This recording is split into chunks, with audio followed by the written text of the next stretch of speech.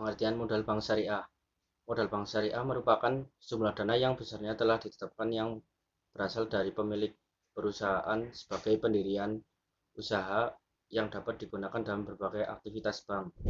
Yang kedua, macam-macam modal bank syariah terdiri dari dua macam modal, yaitu modal inti. Modal inti terdiri dari modal setor, agio saham, modal sumbangan, cadangan umum, cadangan tujuan, laba ditahan, laba tahun lalu, laba tahun perjalanan. Yang kedua ada modal pelengkap. Modal pelengkap terdiri dari cadangan revaluasi aktiva tetap, cadangan penghapusan aktiva yang diklasifikasikan. Yang ketiga modal pinjaman. Ada fungsi modal bank syariah. Fungsi modal bank syariah terdiri dari tiga fungsi, yaitu yang pertama sebagai penyangga untuk menyerap kerugian operasional dan kerugian lainnya.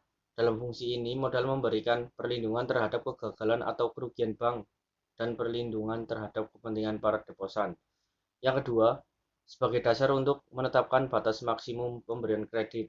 Hal ini adalah merupakan pertimbangan operasionalis bagi bank sentral sebagai regulator untuk membatasi jumlah pemberian kredit kepada setiap individu nasabah bank.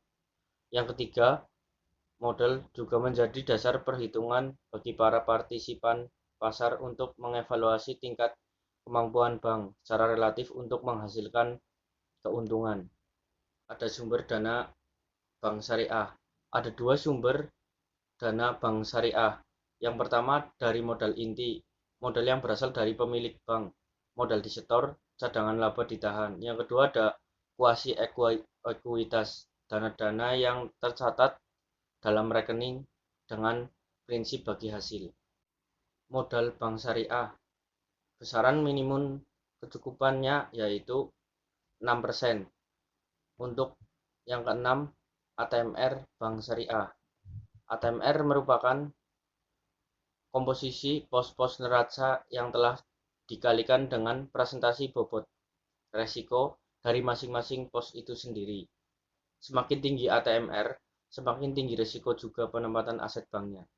Penerapan prinsip syariah dalam permodalan bank syariah, yaitu yang pertama, tidak bercampur dengan dana yang haram menurut syariah. Yang kedua, modal bank syariah berasal dari sumber yang halal menurut syariah. Yang ketiga, prinsip menghindari al-ikhtisas.